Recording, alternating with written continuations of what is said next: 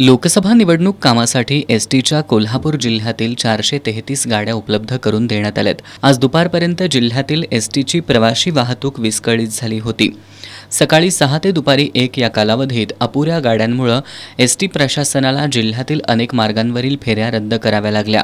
त्यामुळे प्रवाशांची गैरसोय झाली। त्यातही ग्रामीण भागात बसस्थानक प्रमुखांना कोणत्या मार्गावरील कोणत्या फेऱ्या रद्द झाल्यात, कोणत्या फेऱ्या नियमित असणार आहेत याची नेमकी माहिती नसल्याने ते प्रवाशांना योग्य माहिती देऊ शकत नव्हते।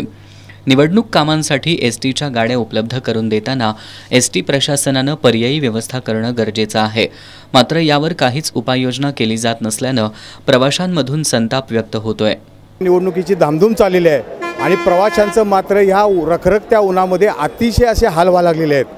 गाड्या इथं नाही, जवळजवळ मला वाटते 250 या डेपोला गाड्या असताना 100-125 गाड्या ह्या निवडणुकीच्या कामकाजांमध्ये गेल्या आहेत। त्यामुळे लहान मुलांचे, वयोवृद्ध लोकांचे, अपंगांचे ह्या ठिकाणी प्रचंड हाल व्हायला लागलेले आहे आणि इकडे कुणाचंही लक्ष नाही। हे अत्यंत दुर्दैवाची गोष्ट आहे। सरकार काय करते? तुम्हाला जर निवडणुका घ्यायच्या असतील तर अशा सामान्य नागरिकांना छळून तुम्ही या पद्धतीच्या निवडणुका घेऊ नका।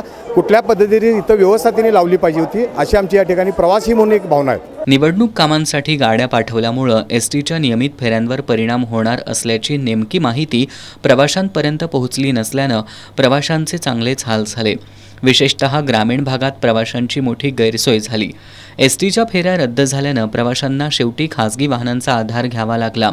यावेळी प्रवाशांनी एसटीच्या फेऱ्या रद्द होणार असतील किंवा अनियमित असतील तर त्याची नेमकी माहिती एक दिवस अगोदर प्रवाशांपर्यंत पोहोचवण्याची व्यवस्था करावी, अशी मागणी प्रवाशांमधून होत होती। दरम्यान उद्या मंगळवारी मतदान प्रक्रिया पार पडल्यानंतर मतदान यंत्र मतमोजणी केंद्रापर्यंत पोहोचवण्यासाठी एसटीच्या गाड्यांचा वापर केला जाणार असल्यामुळे जिल्ह्यातील विविध मार्गांवरील एसटीच्या 200 फेऱ्या रद्द कराव्या लागणार आहेत।